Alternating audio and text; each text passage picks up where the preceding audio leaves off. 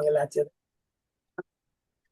ओम अज्ञानतिमिरान्धस्य ज्ञानाञ्जन शलाकया चक्षुन्मीलितं येन तस्मै श्री गुरुवे नमः।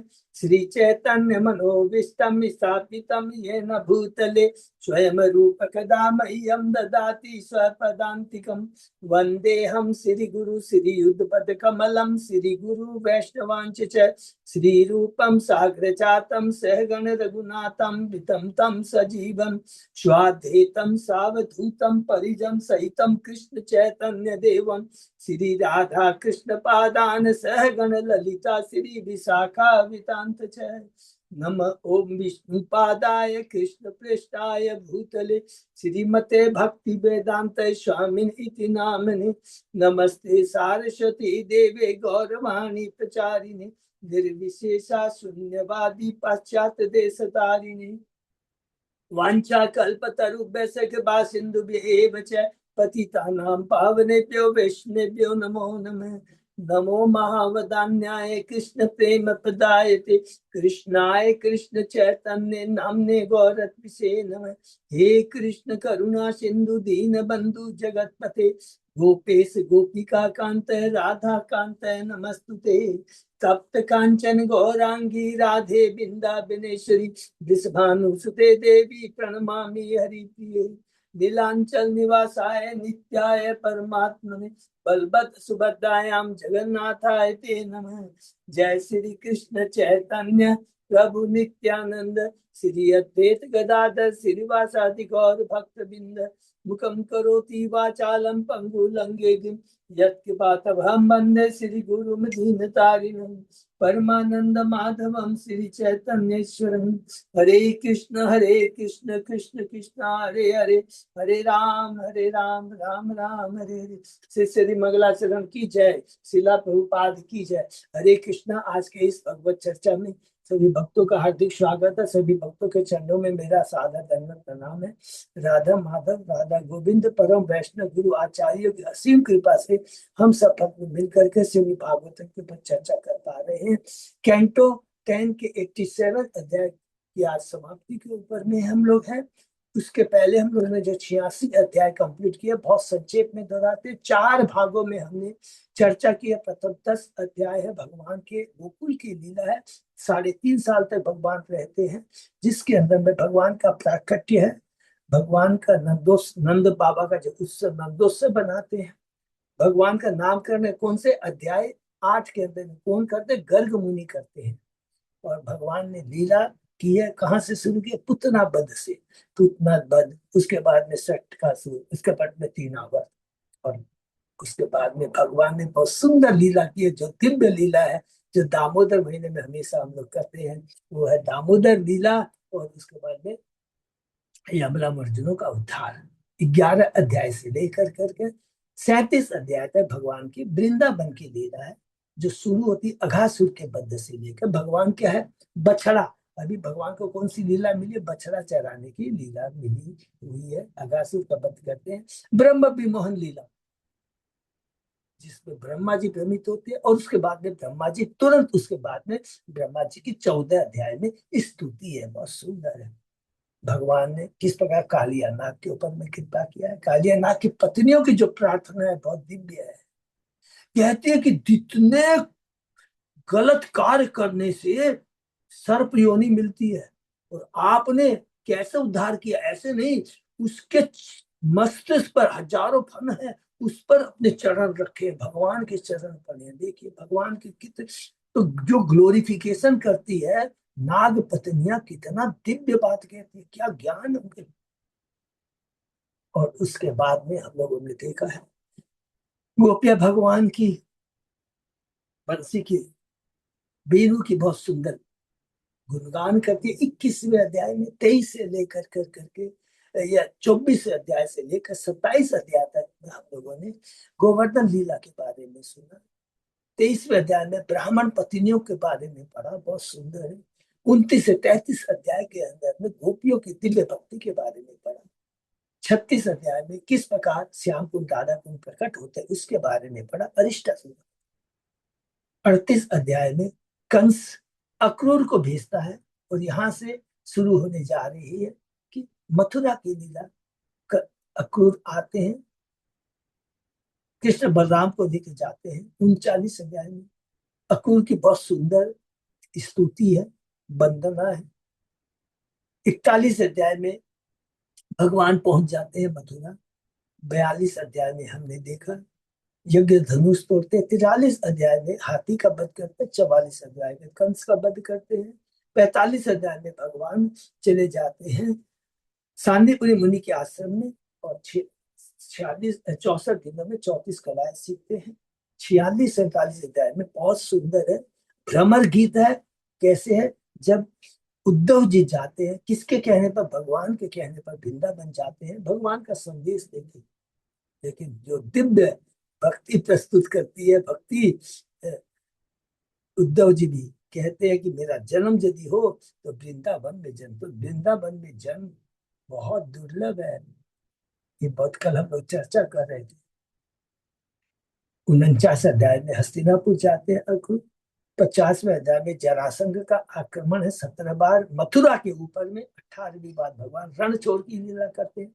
और क्या करते हैं 50वें अध्याय के, भगवान द्वारका की स्थापना, बहुत सुंदर वर्णन है कैसी द्वारका है।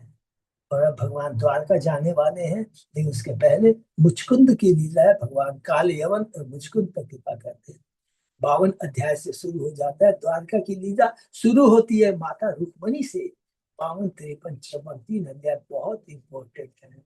किस प्रकार रुक्मणी अपनी श्रवण की भक्ति, श्रवण करके भगवान के बारे में, भगवान के प्रति दिव्य प्रेम जागृत होता है, सारी कलिसा मिल जाती है और इतना दिव्य विश्वास आ जाता है भगवान के कि वही मेरे पति बनेंगे।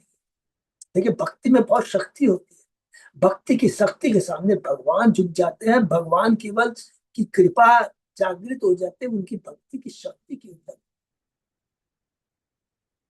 55 अध्याय में हमने पढ़ा प्रद्युम्न के बारे में, जो कृष्ण और रुक्मिणी के पुत्र हैं। 56 अध्याय में सत्यभामा और जामवती के भगवान किस तरह ब्याह करते हैं। 58 अध्याय के अंदर में हमने देखा कि किस प्रकार भगवान और अपने रानियों से ब्याह करते हैं। कालिंदी वित्त बंदा सत्याभद्रा। 59 अध्याय में 16,108 रानियों को भगवान ने किस प्रकार ब्याह किया, नरकासुर को मार करके। और उसके बाद में 60 अध्याय में 60 अध्याय के अंदर में माता रुक्मिणी का भगवान श्री कृष्ण से परिहास है। 61 अध्याय के अंदर में रुक्मिणी का वध करते हैं बलराम। 62 63 में भगवान की कृपा है बाणासुर के ऊपर में, जो प्रहलाद महाराज के वंशज में आते हैं। 64 अध्याय में मृग के ऊपर भगवान कृपा करते हैं। क्यों करते हैं, ऐसा नहीं कि उसने बहुत दान पुण्य किए थे, नहीं, उसने एक भक्त को भक्ति का प्रचार करने में, मंदिर की स्थापना करने में मदद की थी। बहुत देखिए भगवान के दृष्टि हमेशा हमें सदैव, जो हम भक्ति कर रहे हैं प्रचार करें बहुत अच्छा है, लेकिन मंदिर में भी कोई सेवा हो, कोई मंदिर बनता है तो हमेशा आगे आना रहना चाहिए। इसका कितना बड़ा दिव्य प्रभाव पड़ता है। भौतिक लाभ नहीं मिलता है। हम पुण्य कर्म करते हैं, ये करते हैं तो स्वर्ग को जा सकते हैं, लेकिन भक्ति से रिलेटेड कोई मंदिर की स्थापना करने के लिए, कोई फेस्टिवल को सेलिब्रेट करने के लिए, भगवान के लिए कुकिंग करते हैं, ये दिव्य सेवा है। इससे भगवान का धाम मिलता है, स्वर्ग नहीं। बहुत इंपॉर्टेंट चीज है। राजा दृग की इस लीला से 65 अध्याय में भगवान विद्या बन जाते हैं। कौन, बलराम भगवान। 66 अध्याय के अंदर में पौंड्र के ऊपर में भगवान कृपा करके उससे सारू की मुक्ति प्रदान करते हैं। 68 अध्याय के अंदर में बलराम जी शिक्षा देते हैं हस्तिनापुर वासियों को, दुर्योधन को, कि गुरु के चरणों में अपराध नहीं करना चाहिए। 69 अध्याय से हमने देखा एक नया पड़ाव शुरू होता है।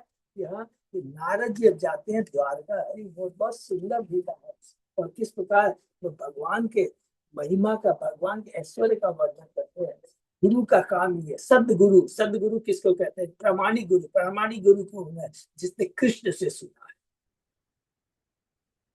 तो नारद जी गुणगान करते हैं और भगवान भी भक्तों का किस प्रकार आदर होना चाहिए अपने स्वयं आचरण से इस चीज को बताते हैं।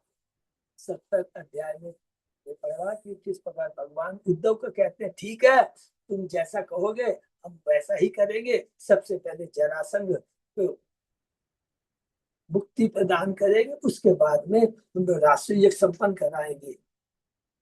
चले आते हैं 71 अध्याय में। भगवान इंद्रप्रस्थ, 72 अध्याय में जरासंध का वध है भीम के द्वारा, 73 अध्याय में बंदी राजाओं की मुक्ति है, 74 अध्याय के अंदर में शिशुपाल का उद्धार है और राष्ट्रीय एक संपन्न होता है। 75 अध्याय में दुर्योधन का मान मर्दन है।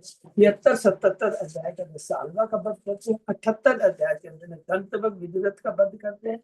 और बलराम जी क्या करते हैं, रोमहर्षण के ऊपर कृपा करते हैं। और उसके बाद 79 अध्याय में बलराम जी चले जाते हैं तीर्थ यात्रा में। 80 81 अध्याय हरि बोल सुदामा के चरित्र के बारे में, सुदामा की भक्ति के बारे में हम लोगों ने पढ़ा है। तो 82 83 84 में भगवान की कृपा है और भगवान और भक्तों के आचरण के बारे में। कहाँ पर, सूर्य ग्रहण के समय कहाँ मिलते हैं, कुरुक्षेत्र में मिलते हैं। और उसमें सभी अच्छा है, क्योंकि सारा वहां पर चर्चा किसके लिए होती है, कृष्ण के लिए होती है। कृष्ण ही केंद्र में रहते हैं, केंद्र बिंदु कृष्ण ही होते हैं। किसी को भी आप ले लीजिए, राजा कहते हैं कि ये द्वारकावासी कितने भाग्यशाली हैं, सदैव आपका दर्शन करते हैं, आपके संग में वार्तालाप करते हैं, आनंद प्रदान करते हैं। बहुत सुंदर कहते हैं राजा लोग कहते हैं। द्रौपदी राजा के भगवान श्री कृष्ण की पट रानियां 16 को कहती है, आप इतनी भाग्यशाली हैं, कृष्ण के बारे में बताइए, आपका ब्याह कैसे हुआ, कैसे आपने कृष्ण को प्राप्त किया। और वो रानियां भी बहुत खुश हो जाती है कि कृष्ण के बारे में पूछ रहे हैं। तो देखिए, जो शुद्ध भक्त होता है, श्रोता और वक्ता को तभी दिव्य आनंद आता है जब दोनों ही भक्त हो, ये याद रहे। और 84 अध्याय में तो हमने पढ़ा है कि भगवान किस प्रकार बताते हैं, शुद्ध भक्तों का संग ये ब्रह्मांड को पवित्र कर देता है। हे नारद जी, आज तीनों लोक भय रहित हो गए हैं, क्योंकि आप तीनों लोक में विचरण करते हैं। जहां जहां भक्त जाता है तो वहां के लोग निर्भय हो जाते हैं। बहुत सुंदर कहते हैं। 85 अध्याय में भगवान माता देवकी के कहने पर उसके मूल पुत्र को वापस लाते हैं। 86 अध्याय में अर्जुन और सुभद्रा के हरण की लीला है। और ये 87 अध्याय जो समाप्ति की ओर है, जो कि हम लोग पढ़ रहे हैं, बहुत ही सुंदर है, जिसके अंदर में हमने देखा कि किस पर श्रुतियां भगवान की स्तुति करते हैं। भगवान न तो किसी से को अपना मानते हैं, न किसी को पराया। जो विद्वान आत्मा है वो जानते हैं कि माया किस तरह जीव को मोहित करती है। जो परम भक्त है वो सदैव केवल आपकी भक्ति में लगा रहता है। अपने शुद्ध भक्त आपके चरण कमलों को अपने हृदय में रखते हैं और उनके पांवों को धोने वाला जल सारे पापों को नष्ट कर देता है। ये कहते हमेशा याद आती है। युधिष्ठिर महाराज किसके लिए कहते हैं, विदुर के लिए कहते हैं। बहुत पावरफुल श्लोक है इस्कॉन में और पूरी भागवत में। हे चाचा, हे विदुर चाचा, आप तो चलते फिरते तीर्थ स्थान है, जहां भी जाते हैं आप, वो स्थान पवित्र हो जाता है, तीर्थ स्थान में क्यों बन जाता है, क्योंकि आप अपने हृदय के अंदर में भगवान को सदैव धारण किए रहते हैं। बहुत सुंदर बात कहते हैं। कल हम लोगों ने जो करा, हे प्रभु, जो लोग केवल इंद्रिय तृप्ति के लिए संन्यास आश्रम योगाभ्यास करते हैं, ध्यान करते हैं, उन्हें इस जीवन में तथा अगले जीवन में भी उस मृत्यु से जो उन्हें कभी नहीं छोड़ेगी दंड मिलेगा, और उन्हें दंड मिलना चाहिए। वैराग्य के दिखावा मात्र से कोई व्यक्ति भगवत धाम में प्रवेश नहीं कर सकता। उसे पूरी तरह से अपना हृदय परिवर्तन करना होगा, जिससे से इंद्र तृप्ति की जो आत्मनाशी सूक्ष्म तथा स्थूल आदतें हैं नष्ट हो चुके। आत्मनाशी बहुत सुंदर प्रभुपाद जी ने वर्णित किया है। तो अगर हम लोग केवल सकाम कर्म में केवल इंद्रिय तृप्ति में लगते हैं तो वो क्या है, आत्मा का हरण करने वाला आत्मा। जब मनुष्य आपका साक्षात्कार कर लेता है तो वह अपने विगत पवित्र तथा पाप कर्म से उद्यत होने वाले अच्छे तथा बुरे भाग्य की परवाह नहीं करता। देखिए, भक्ति में आने के बाद में कोई भी फर्क नहीं रहता है उसकी दृष्टि में, क्या पुण्य कर्म और पाप कर्म। पहले हम लोग समझते थे अरे पुण्य कर्म करो, अब समझ में आता है पुण्य कर्म करके भी ठीक है, हम करते हैं तो हमको स्वर्ग लोक मिलेगा, लेकिन रहेंगे तो कैद खाने के अंदर ही। और भगवान तो कहते कैद खाने से बाहर आओ, इस भौतिक जगत से बाहर आओ, बहुत सुंदर बात कहते हैं। इस तरह उच्चता स्वर्ग लोगों में विचरण करने वाले प्राचीन संतों ने सारे वेदों पुराणों के इस अमृतमय तथा गुह्य रस को निचोड़ लिया। ये जो हम लोगों ने सुना, निचोड़ लिया। और अंतिम किस प्रकार जो नारद जी क्या कहते हैं उसको हम लोग आज चर्चा करके अगले अध्याय में प्रवेश करेंगे। तो वेदों की स्तुति जो सुनिए बहुत इंपॉर्टेंट तत्व है, इसको जब भी समय मिलेगा तो हम लोग सरल भाषा में एक एक क्या क्या पॉइंट उन्होंने कवर किया है, ईश्वर तत्व को, जीव तत्व को, भक्ति के तत्व को, शुद्ध भक्तों के बारे में, भौतिक जगत की स्थिति के बारे में एक एक करके हमने बहुत डिटेल में श्रुतियों ने यहाँ पर बताया है। और कंक्लूजन यही निकला है, सर्वे पुंसाम परो धर्म ये तो भक्ति अधोच्यते अहेतु की अपेक्षा यह आत्मा सुप्रसिद्ध थी। अगर हम, हमारा परम धर्म क्या है, भगवान की भक्ति करना। और वो भक्ति कैसी होनी चाहिए, अहेतु की, बिना कोई भौतिक स्वार्थ के, अप्रतिहिता, बिना कोई रुकावट के, कि आज किया कल बंद करिए, अच्छा ठीक है कोई बात नहीं, कल तो किया था ना बहुत अच्छे से 16 माला किया था, कोई बात नहीं, नहीं चलेगा, रोज करना है। क्योंकि ये माया इतनी धोखा देने वाली है, भ्रमित करने वाली है, एक एक सेकंड में हमको भ्रमित कर देगी। बड़े बड़े योगियों को भ्रमित कर दिए, जिसको हमने लीलाएं सुनी है, ब्रह्मा जी को देख लीजिए, इंद्र को देख लीजिए, शौबरी मुनि को देख लीजिए, विश्वामित्र को देख लीजिए, दुर्वासा को देख लीजिए, कितने नाम आप देते। जब तक भगवान को समर्पित नहीं है कुछ नहीं हो सकता। उसके विपरीत में हरिदास ठाकुर को देखिए, नाम का जप कर रहे हैं, रामचंद्र खान वैश्य को भेजता है, उसके तो कोई फर्क नहीं हुआ हरिदास ठाकुर को, लेकिन वैश्य भक्त बन जाती है। सोचिए भक्ति की शक्ति और सदगुरु की और दिव्य भक्तों की भक्ति की शक्ति। तो ये हमने पढ़ा है। और आज हम लोग थोड़ा आगे बढ़ते हैं, अंतिम में क्या कहते हैं। ओम नमो भगवते वासुदेवाय, ओम नमो भगवते वासुदेवाय, ओम नमो भगवते वासुदेवाय। नारायण नमस्कृत्य नरं चैव नरोत्तमं देवी सरस्वती व्यासं ततो जयमुदीरये। नष्टायेषु भद्रेषु नित्यं भागवत सेवया भगवती उत्तम श्लोके भक्ति भक्ति नैष्टिकी। कृष्णाय वासुदेवाय देवकी नंदनाय च नंद गोप कुमाराय गोविंदाय नमो नमः। आराधयो भगवान भजेश तनय ततधाम वृंदावनम रमया काचिदुपासना व्रजवधूवर्येण कल्पिता। श्रीमद्भागवतं प्रमाणम् अमलं प्रेमापुमतु महा। श्री चैतन्य महाप्रभो मतमिदं तत्आदरो न पर। हरे कृष्ण कृष्ण कृष्ण हरे हरे, हरे राम राम राम हरे हरे। कैंटो 10 अध्याय 87 श्लोक नंबर 47 प्रभु जी। 47 है उनके। थैंक यू सो मच दास। हम लोग सुन करते इति आद्यम ऋषिम आनम्य तत्शिष्यान् च महात्मनः ततो अगात आश्रमम साक्षात पितु द्वेपाय नश्य में पश्य में। सुखदेव गोस्वामी ने कहा, यह कहने के बाद नारद ने ऋषियों में अग्रणी श्री नारायण ऋषि कहाँ पर है, बद्रिकाश्रम आश्रम में गए थे ना, नारद जी को पूछे थे। तब उन नारायण ऋषियों ने कहा था, हम तुम्हें वो कथा सुनाएंगे जो जन्म लोक में सनंद 4 कुमारों में सनंद कुमार ने कहा था। तो ये सीक्वेंस का था। अब सुखदेव गोस्वामी जी कहते हैं परीक्षित महाराज को कि ऋषियों में अग्रणी नारायण ऋषि तथा उनके संत शिष्यों को भी शीश झुकाया नारद ने। तब मेरे पिता दिव्यज्ञान व्यास की कुटिया में लौट आए। हरि बोल। सभाजित है भगवता कृताशन परिग्रह तस्मे तत्वर्ण वर्णयामाश नारायण मुखात सुतम। भगवान के अवतार व्यास देव ने शक्त्यावेश अवतार व्यासदेव ने नारद मुनि का सत्कार किया और उन्हें बैठने के लिए आसन दिया, जिसे उन्होंने स्वीकार किया। तब नारद ने व्यास से वह कथा सुनाया जो उन्होंने श्री नारायण ऋषि के मुख से सुना था। हरि बोल। इत्येतत् वर्णितं राजन् यत्न प्रश्न कुत सत्वया यथा ब्रह्मणि अनिर्देश्ये निर्गुणे अपि मन चरेत।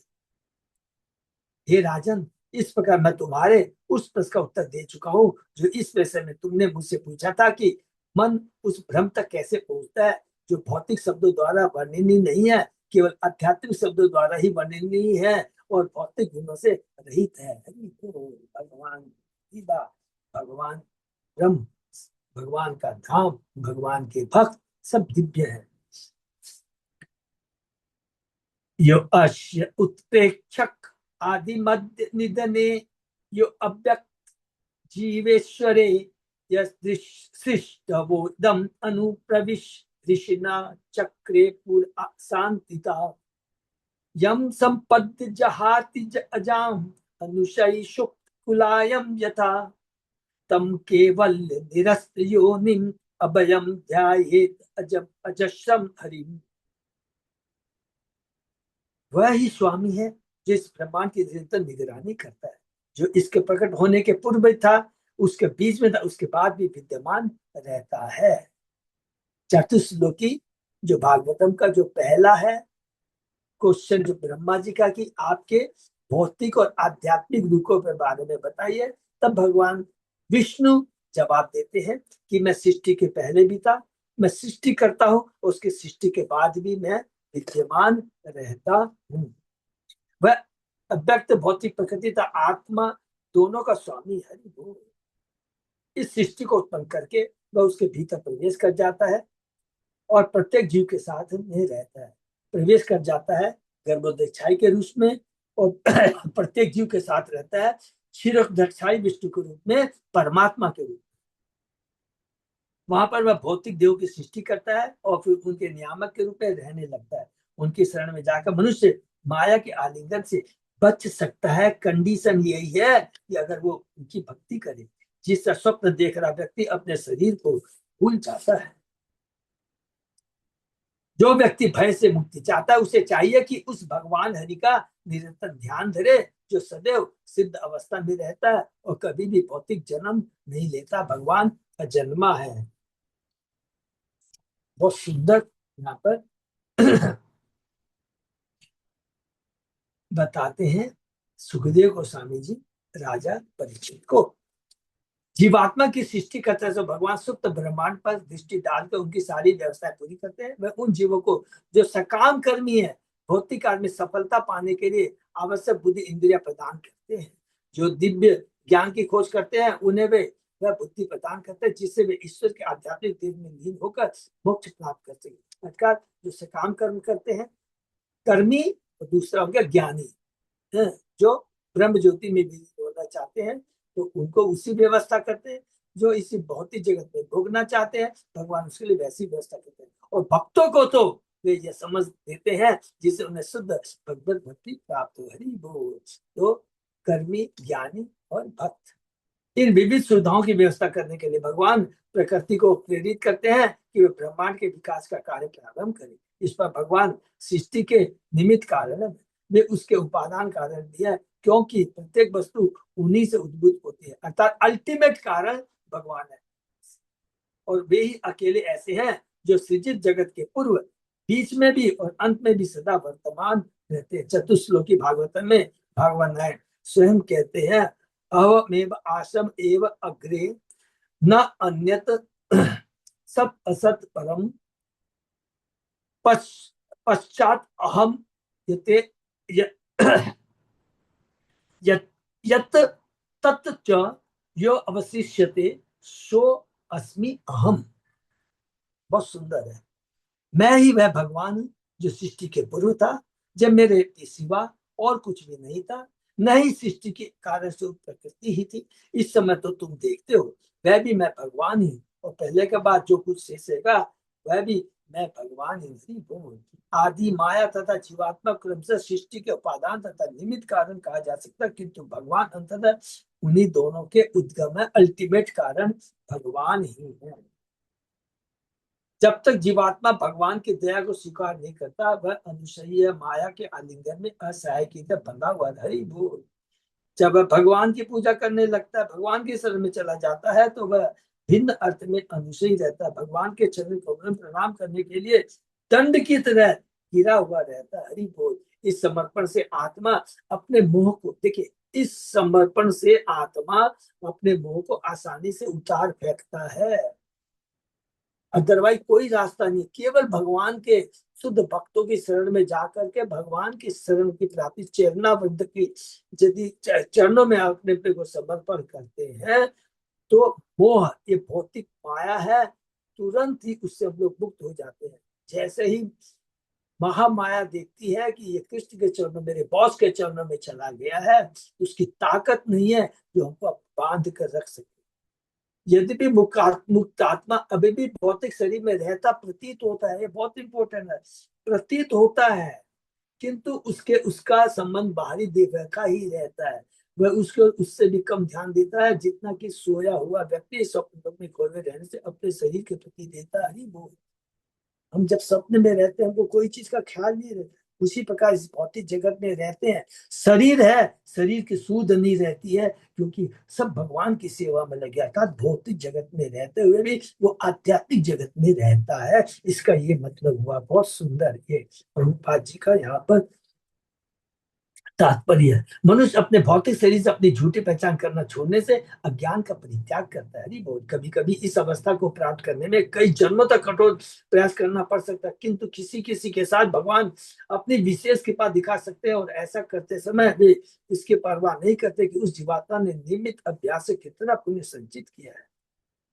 श्री विश्वदेव के शब्दों में यम ही ये निरीक्ष हता गता स्वरूपम, जिन्होंने कृष्ण को कुरुक्षेत्र युद्ध में देखा, उन्होंने मरे मारे जाने के बाद अपना मूल स्वरूप प्राप्त कर लिया। हरि बोल।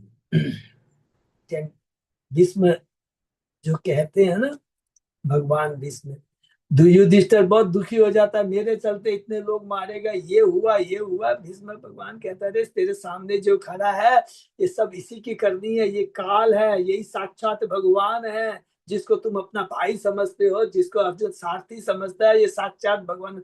जो भीष्म की जो इंस्ट्रक्शन है ना, रोंगटे खड़े कर दे। बहुत सुंदर बात है। जो भी, जिन्होंने भी, अरे हम लोग कोई का भी एक एग्जाम्पल देख लीजिए, जहां भगवान की दृष्टि पड़ती है, प्रतिकूल भाव में भी जो भगवान की का दर्शन करता है, नाम लेता है, उसका तो उद्धार हो जाता है। तो सोचे भक्त का उद्धार नहीं होगा, कितना सिंपल कैलकुलेशन है। अग, बक तथा केसी जैसे असुरों को बिना कोई आध्यात्मिक अभ्यास किए ही कृष्ण ने मोक्ष प्रदान किया। देखिए ये सब कितनी इंपॉर्टेंट बात है, प्रभुपाद जी लिखते हैं, बिना कोई आध्यात्मिक अभ्यास किए। यह इस बात का संकेत है कि वे आदि भगवान के अद्वितीय पद पर स्थित है। यह जानकर हमें अपना सारा भय तथा संशय ताक पर रखकर भक्ति के प्रयोग में तत्चित होना चाहिए, सब भूल जाना चाहिए। क्योंकि ये भय संशय कब आता है, जब ये तीन गुण हावी होते हैं हमारे ऊपर, डोमिनेट करते हैं। जैसे भगवान की भक्ति करते हैं, भगवान के शरण में जाते हैं, सब कुछ भाग जाता है। सर्व इस अध्याय की टीका अंतिम शब्दों के रूप में श्रीधर स्वामी लिखते हैं, सर्वश्रुति शिरोरत्न निराजित पदाम्बुजम योग भोग योग पदम वंदे माधवम कर्मी नम्रयो। श्रुतियों में सर्वश्रेष्ठ श्रुतियां अपने तेज से भगवान माधव के चरण करों की आरती करती है। मैं उन्हें नमस्कार करता हूँ जो भौतिक कर्मियों द्वारा सम्मानित भौतिक भोग प्रदान करने वाले हैं, और जो उन्हें आदरपूर्वक सिर झुकाते हैं, उन्हें अपने साथ दिव्य संबंध प्रदान करते हैं। जिसको भौतिक भोग चाहिए उसको भौतिक भोग प्रदान करते हैं, जो उनके शरण में जाते हैं, उनके सामने सिर झुकाते हैं, उसे अपना दिव्य संबंध प्रदान करते हैं, अर्थात उसे अपने धाम में ले जाते हैं। श्री विश्वनाथ चक्र ठाकुर भी इस अवसर का लाभ उठाकर वह नीक प्रार्थना करते हैं, हे भक्तों द्वारा चंच दवालभी रोती वो मनाक प्रसादम लबताम यस्मात विशिष्ट स्वे वनाथनी नाथती। हे भक्तों, ये निरीह प्राणी आपके द्वार पर अपनी पूंछ हिलाता और भुगता हुआ खड़ा है, कृपा करके इसे थोड़ा प्रसादम दे दे, हरि बोल, जिससे यह कुत्तों में अद्वितीय बनकर अपने मालिक के तौर पर सर्वश्रेष्ठ स्वामी पा सके। यहाँ पर आचार्य अपने ही नाम पर व्यक्त करते हैं कि विष्ट माने इष्ट, अद्वितीय ईश्वर, जैसे कुत्ता जैसा नाथ माने अति स्वामी वाला वैष्णव दीनता की ऐसी कुलता है। श्वे और नाथ थी, बहुत सुंदर। इस प्रकार से भागवत के 10वें के अंतर्गत साक्षात वेद द्वारा स्तुति शीर्षक 87वें अध्याय का भक्ति वेदांत स्वामी प्रभुपाद के विनीत सेवकों द्वारा रचित तात्पर्य पूर्ण हुआ। हरि बोल। तो बहुत सुंदर ये अध्याय, जो कि थोड़ा सा और इसके अंदर में उपनिषद से, पुराणों से, अलग अलग भागवतम से भी, सब जगह से प्रभुपाद जी ने अपने तात्पर्य में इतना डिटेल में उन्होंने बताया है। क्योंकि जहां श्रुतियां भगवान के बारे में कहती है, तो प्रभुपाद जी स्वतः ही भक्ति से संबंधित, भक्तों से संबंधित चीजों को यहाँ पर तात्पर्य में हमें दे करके हमारे ऊपर दिव्य कृपा की। तो हम लोग अगले अध्याय में जाते हैं। अध्याय 87, वृक्कासुर से शिव जी की रक्षा। इस अध्याय में बताया गया कि विष्णु के भक्तों को मोक्ष कैसे मिलता है, जबकि अन्य देवताओं के भक्तों को भौतिक ऐश्वर्य प्राप्त होता है। भगवान विष्णु सर्व ऐश्वर्य, किंतु शिव जी दरिद्रता में रहते हैं, दरिद्रता में रहते हैं। तो भी भगवान विष्णु के भक्त समय तक दरिद्रता में जीते हैं, जबकि शिव के भक्त प्रचुर संपत्ति प्राप्त करते हैं। कितना बड़ा कंट्राडिक्शन, सबको समझ में आ गया ना। अरे भगवान तो सब ऐश्वर्य से युक्त है, लेकिन अपने भक्तों को उतना नहीं देते हैं। और शिव जी खुद अपनी दरिद्रता में रहते हैं, लेकिन उनके भक्त बहुत बहुत ही ऐश्वर्य में रहते हैं। तो ये कितना इसके अंदर में दिव्य सत्य है। जब महाराज परीक्षित ने सुखदेव गोस्वामी से इस रहस्यमय तथ्य को समझाने के लिए कहा, तो मुनि ने, मैंने सुखदेव गोस्वामी ने इस प्रकार उत्तर दिया। शिव जी प्रकृति के 3 गुणों के साथ 3 प्रकार के मिथ्या अहंकार रूप में प्रकट होते हैं। इस अहंकार से 5 भौतिक तत्व, भौतिक प्रकृति अन्य विकार उत्पन्न होते हैं, जिनकी कुल संख्या 16 है। ये बहुत सिंपल है। कभी भी कोई भी हमको कहेगा कि प्रभु कभी तो आप 16 बोलते हैं, कभी 24 बोलते हैं, कभी 26 है, सब ठीक है। अलग अलग स्थानों पर अलग अलग गिनती बोली जाती है, लेकिन सब सही है। सब सही है। कैसे डिस्कस ही कर लेते हैं कि भौतिक तत्व की भी बातें कहते हैं, और उसके अंदर में आध्यात्मिक तत्व भी जोड़ देते हैं, आत्मा को भी जोड़ देते हैं, परमात्मा को भी जोड़ देते हैं। अदरवाइज पृथ्वी, अग्नि, जल, वायु, आकाश, मन, बुद्धि, अहंकार, ये 8 हो गए। 5 कर्मेंद्रिया हो गई, 5 ज्ञानेंद्रिया हो गई, 10 और 8 18 हो गया। इसके बाद में वो हो गया शब्द, स्पर्श, रूप, रस, गंध, इंद्रिय, विषय हो गए। फिर महतत्व को भी ले लेते हैं, कभी आत्मा को भी जोड़ देते हैं, कभी काल को भी जोड़ देते हैं। तो इस तरह करके सब अलग अलग करते हैं।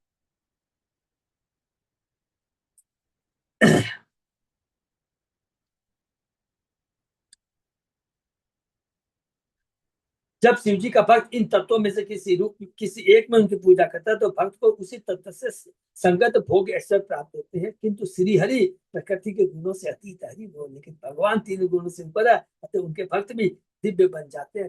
कोई भी उनको इस भौतिक जगत के प्रति आसक्ति नहीं रहती है।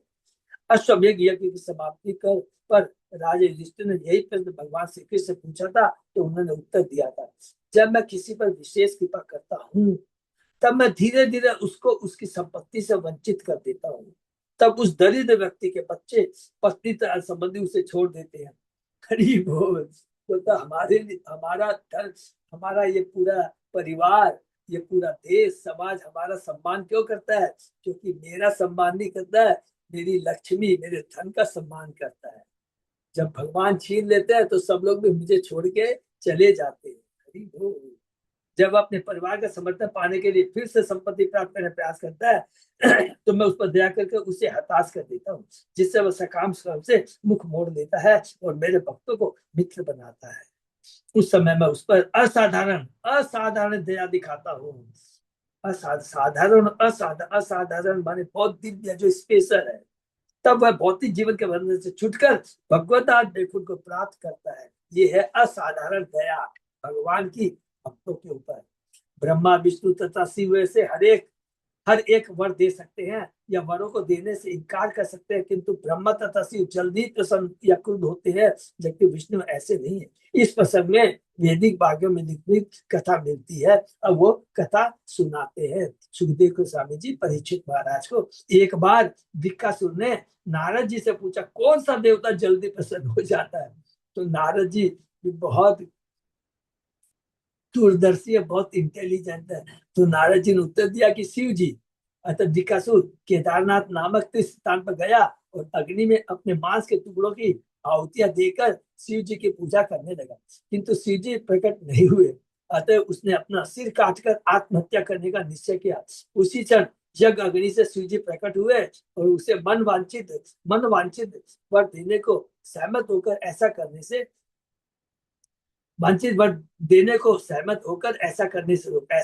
रोका। माने तुम गला मत काटो अपना, भैया रुक जा, तेरे सब। त्रिकासुर ने कहा मैं जिसके भी सर पर हाथ रखूं वह मर जाए। शिव उसकी विनती पूरी करने पर विवश हो गए। दुष्ट वृक ने तख्तचंद इस वर की परीक्षा भगवान के ही सिर पर, माने भगवान के ही सिर पर हाथ रखकर करनी चाहिए, माने शिव जी के ऊपर ही रखकर करनी चाहिए। शिव जी अपना जीवन बचाने के लिए भयभीत होकर भागे और भागते हुए स्वर्ग तथा मर्त लोक की बाह्य सीमाओं तक गए। अंत में वे श्वेत द्वीप लोक में गए, जहाँ विष्णु जी का श्वेत द्वीप में जहाँ भगवान क्षीरोदशाई विष्णु रहते हैं, जहाँ विष्णु का निवास है। दूर से ही हताश शिव को देखकर उन्होंने एक युवक व्यार्थी का वेश बना लिया और वृकासुर के समझ गए और मधुर वाणी से उसे संबोधित किया। हे वृक, थोड़ा विश्राम करो और हमें बताओ कि तुम क्या करना चाहते हो। भगवान के शब्दों से मोहित होकर उसने जो कुछ हुआ था मैं बता दी। भगवान ने कहा जब से प्रजापति दक्ष ने शिव जी को शाप दिया है, तब से वे मांस बचे भूत प्रेत गए बन गए। अतः तुम्हें उनके शब्दों पर विश्वास नहीं करना चाहिए। अच्छा हो कि उनके वर की परीक्षा अपने सिर पर हाथ रख कर लो। देखिए भगवान कैसे बुद्धि भ्रमित करती है। इन शब्दों से मोहित होकर उस मूर्ख असुर ने जो ही अपना सिर छुआ कि उसका सिर टूट टूट होकर पृथ्वी पर गिर पड़ा। आकाश से जय हो नमस्कार तथा बहुत अच्छा किया की ध्वनिया सुनाई पड़ी तथा देवता ऋषियों और दिव्य पुरुषों संगठनों ने उन पर फूलों की वर्षा करते हुए उन्हें बधाई दी। श्रीराजोवाच देवासुर मनुष्येषु ये भजन्ति अशिवं शिवं त्रायते धन्विनो भोजा न तु लक्ष्मया पतिम हरिम। राजा परीक्षित ने कहा जो देवता असुर तथा मनुष्यगण परम वैरागी शिव की पूजा करते हैं वे सामान्यतः संपत्ति तथा इंद्र तृप्ति का आनंद लूटते हैं, जबकि लक्ष्मीपति भगवान हरि की पूजा करने वाले ऐसा नहीं कर पाते, क्योंकि उनकी भौतिक जगत के प्रति कोई आसक्ति नहीं होती। बिकॉज वो इंटेलिजेंट होते हैं। क्यों इंटेलिजेंट होते हैं? उनको मालूम है ये जितना भी भौतिक ऐश्वर्य भौतिक जगत का है ये टेम्परेरी है, अस्थायी है, बांधने वाला है, धोखा देने वाला। एतत् वेदितुम् इच्छामः संदेह अत्महान हीन विरुद्ध शीलयो प्रभवो विरुद्धा भजताम गति। हम इस मामले को ठीक से समझना चाहते हैं क्योंकि यह हमें अत्यधिक परेशान किए हुए है। इस इन विपरीत चरित्रों वाले दोनों प्रभुओं की पूजा करने वालों को जो फल मिलता है वे आशा के विपरीत होते हैं। पिछले अध्याय की समाप्ति इस संतुष्टि साथ हुई कि हर एक को चाहिए कि मुक्तिदाता भगवान हरि का ध्यान करे। इस संबंध में महाराज परीक्षित ने सामान्य जनों में व्याप्त एक सामान्य भय को व्यक्त किया है कि भगवान विष्णु का भक्त बनने से उसकी संपत्ति तथा सामाजिक प्रतिष्ठा जाती रहेगी। अतः अल्प श्रद्धा वाले ऐसे व्यक्तियों के लाभ के लिए देखिए व्यक्तियों के लाभ के लिए राजा परीक्षित श्री सुखदेव गोस्वामी से इस विरोधाभास को बतलाने की प्रार्थना करते हैं। बिच्छू की तरह बिन अपने घर से रहने वाले शिव अपने भक्तों को धनी तथा शक्तिवान बना देते हैं, जबकि सर्वस्व अधिपति भगवान विष्णु अपने सेवक को दरिद्रता के द्वार पर पहुंचा देते हैं। इसका उत्तर सुखदेव गोस्वामी तर्कपूर्ण व्याख्या सहित और वृक असुर का प्राचीन वृतांत प्रस्तुत करेंगे। बहुत सुंदर प्रभुपाद जी ने कहा पूरा का पूरा तर्कपूर्ण प्योर साइंटिफिक एकदम व्याख्या सहित उज्ज्वलंत उदाहरण प्रस्तुत करने जा रहे हैं। इसकी लीला है वृकासुर की लीला। श्री शुकवाच शिव शक्ति युत सस्वत स्त्रीलिंगो गुण संवृत एकारिक तेजश्च तामस च इति अहम त्रिधा। श्री सुखदेव ने कहा, श्री जी सदैव अपनी निजी शक्ति प्रकृति के साथ संयुक्त रहते हैं। प्रकृति के 3 गुणों के अनुरोध पर अपने को 3 रूपों में प्रकट करते हुए ये सतो रजो तमोगुणी अहंकार के त्रितत्व को धारण करने वाले हैं। भगवान के आदेश पे ततो विकार अभवन षोडश अमीषु कंचन उपधावन विभूति नाम सर्वासाम असनुते गतिम। उसी मिथ्या अहंकार के 16 तत्व विकार में निकलते हैं। जब शिव भक्त इन तत्वों में से किसी के भी विकार की पूजा करता है तो उसे सभी प्रकार का उसी तत्व का संगत भोग्य ऐश्वर्य प्राप्त होता है। तो मिथ्या अहंकार के 16 विकार है, मन, 10 इंद्रियां, माने 5 कर्मेंद्रिय, 5 ज्ञानेंद्रिय, आंखें, कान, नाक, जीभ, चर्म, हाथ, पांव, वाणी, जंघा, तथा एवं 5 भौतिक तत्व पृथ्वी, अग्नि, जल, वायु होगा। शिवजी इन 16 वस्तुओं में से हर एक में एक विशेष लिंग रूप में प्रकट होते हैं जो ब्रह्मांड के विभिन्न पवित्र स्थानों में अर्चा विग्रह के रूप में पूजे जाते हैं। शिव भक्त इनमें से किसी विशेष लिंग की पूजा करके तत्संबंधी ऐश्वर्य प्राप्त कर सकते हैं। जैसे कि शिव जी का आकाश लिंग आकाश का ऐश्वर्य प्रदान करता है, उनका ज्योतिर्लिंग अग्नि का ऐश्वर्य प्रदान करता है। अलग अलग जो है तत्व जिसकी जिस चीज की भी इच्छा होती है वो शिव जी प्रदान करते हैं। हरि ही निर्गुण साक्षात पुरुष प्रकृति पर सर्व दृक् उपद्रष्टा तम भजन निर्गुण भवे। किंतु भगवान हरि का भौतिक गुणों से कोई सरोकार नहीं होता। वे सर्वद्रष्टा नित्य साक्षी भगवान है। चूंकि या तो भगवान शिव के बारे में आ रही है, कोई भी देवता की बात कर लीजिए, इंद्र की बात कर लीजिए, ब्रह्मा जी की बात कर लीजिए, सरस्वती जी की बात कर लीजिए, दुर्गा जी की बात, भगवान ने अलग अलग लोगों को शक्ति प्रदान करके दिए। जो इच्छा मांग लीजिए, भगवान कहते हैं जाओ जाओ मांग लो यदि भौतिक इच्छा है, और वो तुरंत दे देते हैं। लिखा है तुरंत दे देते हैं बिना सोचे समझे। वो भी दूसरा, क्योंकि उनमें भी ये घमंड रहता है ओ मेरे पास आया है। वो भी व्यापारी का भाव है उनका, माँ का भाव नहीं है। माँ कभी भी ऐसे मांगने से थोड़ी दे देती है। माँ तो देखती है उसके लिए क्या उचित है क्या अनुचित है। जो भौतिक से जो उनकी पूजा करता है वह भी उन्हीं की तरह भौतिक गुणों से मुक्त हो जाता है। हरि बोल। भगवान 3 गुणों से ऊपर है और जो उनकी भक्ति करता है वो भी 3 गुणों से ऊपर हो जाता है, भौतिक गुणों से मुक्त हो जाता है। और ऐसे भी बोल सकते हैं भौतिक इच्छाओं से मुक्त हो जाता है, बंधन से मुक्त हो जाता है, 3 गुणों के प्रभाव से मुक्त हो जाता है। भगवान विष्णु भौतिक शक्ति से परे अपने दिव्य पथ पर सदैव स्थित है। तो फिर उनकी पूजा से भौतिक सुख का फल किस तरह मिलता है? प्रश्नवाचक। भगवान विष्णु की पूजा करने का असली फल दिव्य ज्ञान है। इस तरह विष्णु का पूजक भौतिक संपत्ति से अंधा होने की बजाय दिव्य ज्ञान चक्षु प्राप्त करता है। वो भगवान भौतिक सृष्टि के एक विरक्त साक्षी है। इसलिए उनका भक्त भी भगवान की कनिष्ठा शक्तियों की अन्योन्य क्रिया से पृथक रहता है। कनिष्ठ शक्तियां है, बहिरंगा शक्ति से उसको कनिष्ठ शक्ति कहते हैं, उससे वो दूर रहता है। श्री सिद्ध स्वामी ने वैदिक साहित्य से निम्नलिखित उद्धरण किया। वस्तुनो गुण संबंधे रूपदयमी हेष्यति तत् धर्म योग योगाभ्याम बिंबवत तत् प्रतिबिंबवत।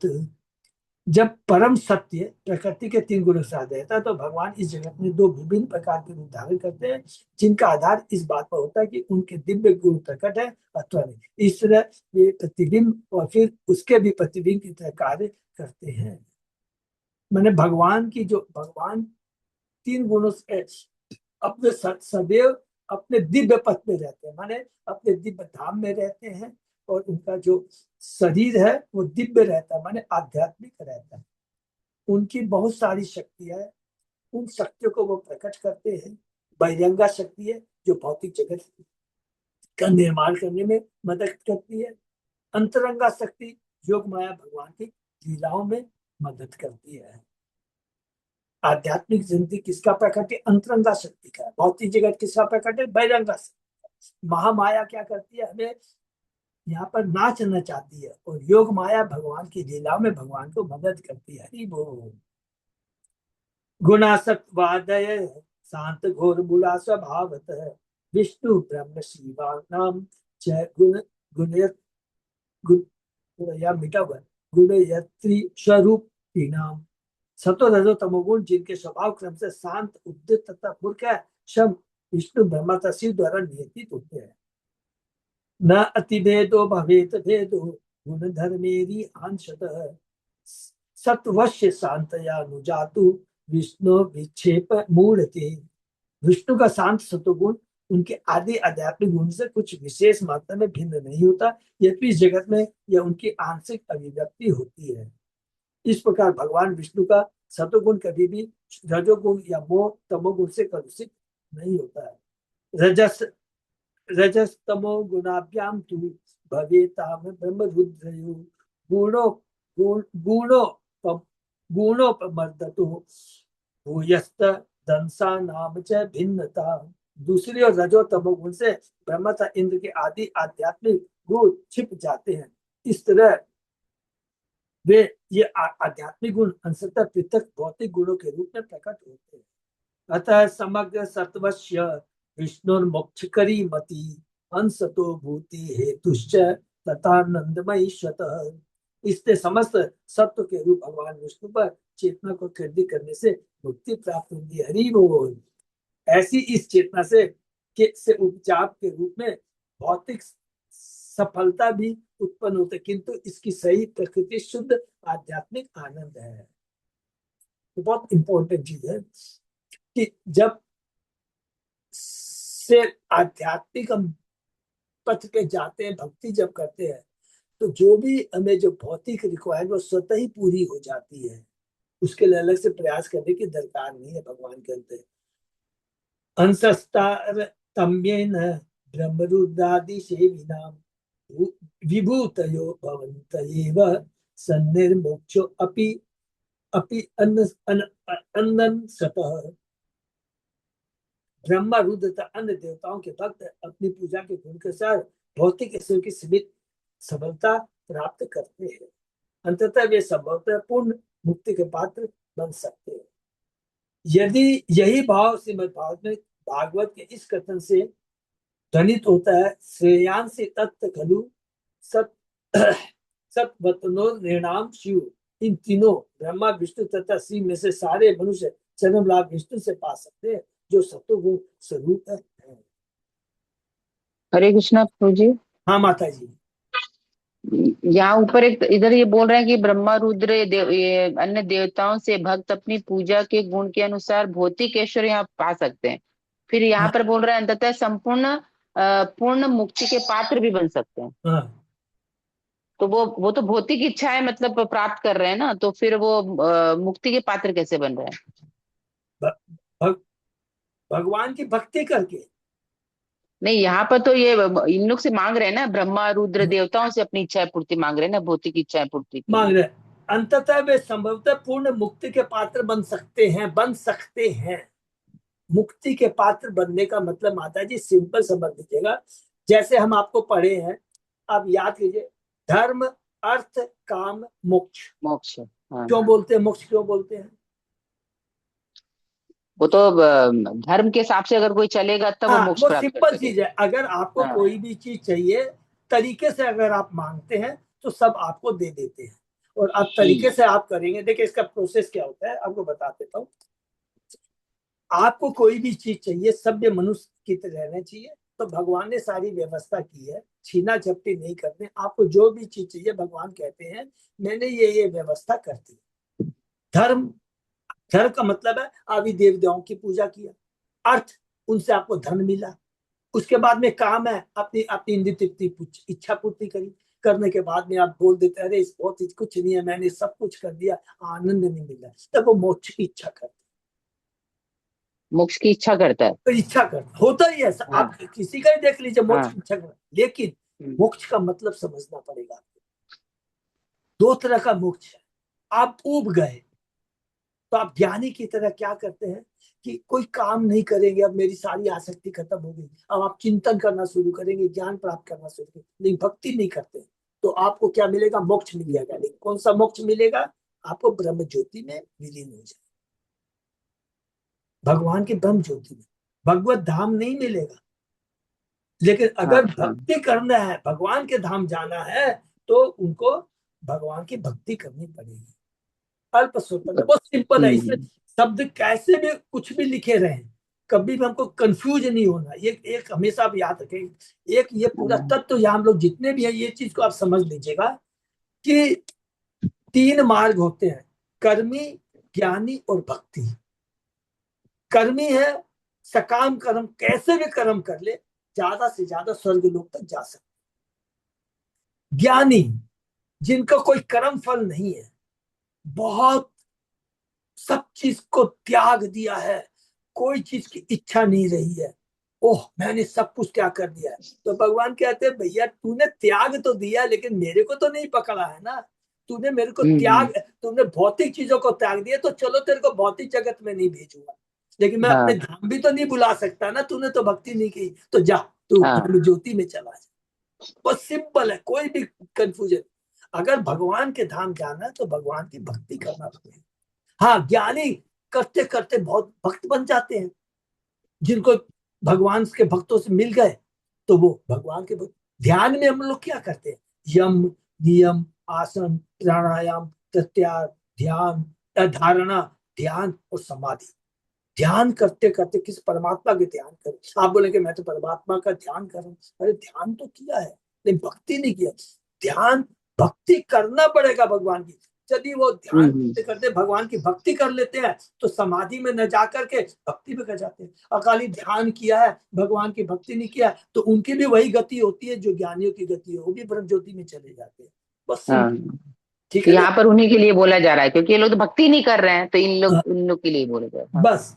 हाँ, संभव तो वह पूर्ण मुक्ति के पात्र बन सकते हैं। आप सही ढंग से काम करो, सूझ करो, आपको धीरे धीरे मन में इच्छा आएगी, आना ही आना है। हाँ, आप किसी को भी देखिएगा जो पुण्य कर्म करता है, आप देखिएगा, बहुत ध्यान से सुनिएगा, वो सतोगुण पे जब आ जाते हैं तो उन्हें एक संतोषी जीव बन जाते हैं, यार सब कुछ तो किया है, वो नहीं है।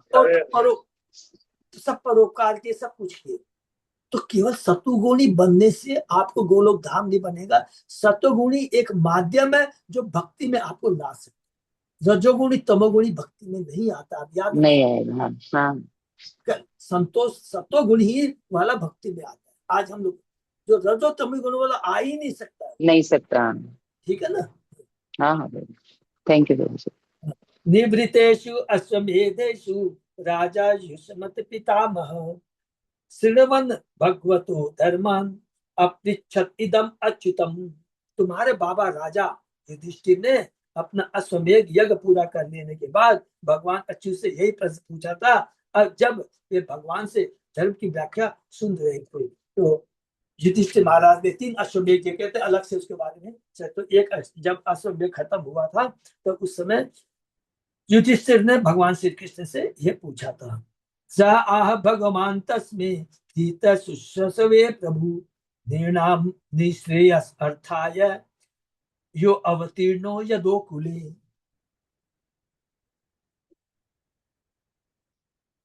राजा के स्वामी तथा प्रभु श्री कृष्ण राजा के स्वामी कृष्ण जो सारे लोगों को परम लाभ प्रदान करने के। देखिए, कभी भी एक चीज को मार्क कीजिएगा, जब भी भगवान के बारे में आता है तो लाभ वर्ड नहीं लिख, हमेशा देखेंगे जो सारे लोगों को परम लाभ प्रदान करने के उद्देश्य से यदुकुल में अवतीर्ण हुए थे, इस प्रश्न से प्रसन्न हुए। भगवान ने उत्तर दिया जिसे राजा ने उत्सव सुना। तो जब भी हम धर्म की बात करते हैं ना, तो जब आप पुराणों की बात करेंगे, वेदों की बात करेंगे, तो हम लोग क्या करते हैं, खाली धर्म की बात करते हैं, लेकिन उसके अंदर में जो छिपा हुआ परम धर्म की बात नहीं करते हैं। ये बहुत इंपॉर्टेंट है। परम धर्म क्या है, वो धर्म जो कृष्ण से संबंधित हो। और वो धर्म जो सिंपल बात कहते हैं, वो केवल इस भौतिक जगत में, कि पिता का पुत्र से क्या संबंध है, क्या धर्म है, पति का पत्नी से क्या धर्म है, ये देवताओं के प्रति क्या धर्म है, गुरु के प्रति क्या धर्म है, इसने मेरी रक्षा की है तो मेरा इसके प्रति क्या धर्म है, इसकी बातें होती है। ये सब धर्म की जो बातें होती है, ये भौतिक जगत में ही हमको रखती है, लेकिन परम धर्म है वो हमें भगवान से जोड़ना है। हरे कृष्ण, हम लोग यहीं पर विराम करते हैं। ठीक है ना। तो ये भी जो हम लोग ये चर्चा सुन रहे, इसको संक्षेप में बता देते हैं कि जब भी बहुत कड़ी बात कह रहे हैं, उसको बहुत ध्यान से हम लोग सुनेंगे। कोई भी आप देख लीजिए पूरी लीला जब भी है, जब भी देवताओं से हमने वर मांगा है, कोई भी ऐसा उदाहरण बता दीजिए, वो कितना ही ऐश्वर्य प्राप्त कर लिया हो, लेकिन वही उसके पतन का कारण होता है। हिरण्यकशिपु को देख लीजिए, रावण को देख लीजिए, बानासुर को देख, किसी को भी आप देख लीजिए, तो इसका मतलब ये नहीं होता कि वो गलत करते हैं। देवता देवता भी जानते हैं, लेकिन वो क्या है, भगवान ने उनको दिया हुआ है कि ठीक है भैया, जो मांगता तुम दो। वो भगवान के आदेश का ही पालन करते हैं। वो भी 3 गुणों से बंधे होते हैं, ये याद रखना है। वो कभी मुक्ति प्रदान नहीं कर सकते हैं, क्योंकि वो खुद ही 3 गुणों से बंधे होते, तो वो हमको क्या मुक्ति प्रदान करेंगे। ये जो तत्व यदि समझ में हमको आ जाएगा ना, तो हमारा जीवन धन्य हो जाएगा। उदाहरण के लिए, अगर आप शिव के पास जाते हैं, मुझे ऐश्वर्य दिए, शिव जी आंख मीच लेते हैं, अरे यार ले जा। लेकिन यदि शिव के पास आप जाके बोलते हैं कि आपके बॉस से मुझे मिला दीजिए, शिव जी उसको गले लगा लेते। अरे मेरे बॉस के बारे में चाहते, भक्ति चाहता, उसको शिव जी गले लगाते हैं, उनकी नजर अलग होती है। इवन हम ब्रह्मा किसी के पास जाते, यदि काली के पास में आप जाइए, तो भगवान की भक्ति चाहिए, काली इसको गले लगा लेगी। इसका से उज्ज्वलन तो उदाहरण हमने पढ़ा है ना, कैंटो 5 के अंदर में भरत महाराज के संग हुआ था कि काली के जो भक्त है, उनको भरत महाराज को लेकर जाते बलि के लिए, तो माता काली अपना मूर्ति से अब निकल करके अपने ही भक्तों को मार डालती है, प्रणाम करती है भरत महाराज को, उनको बचाती है। ये कहीं भी आप देख लेंगे।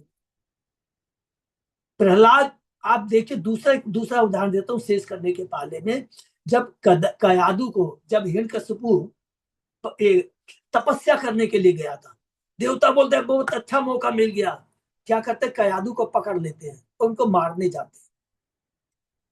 लेकिन जब मारने तो नारद जी आते, अरे पागल हो गए हो, इसके गर्भ में जो है भगवान का भक्त है।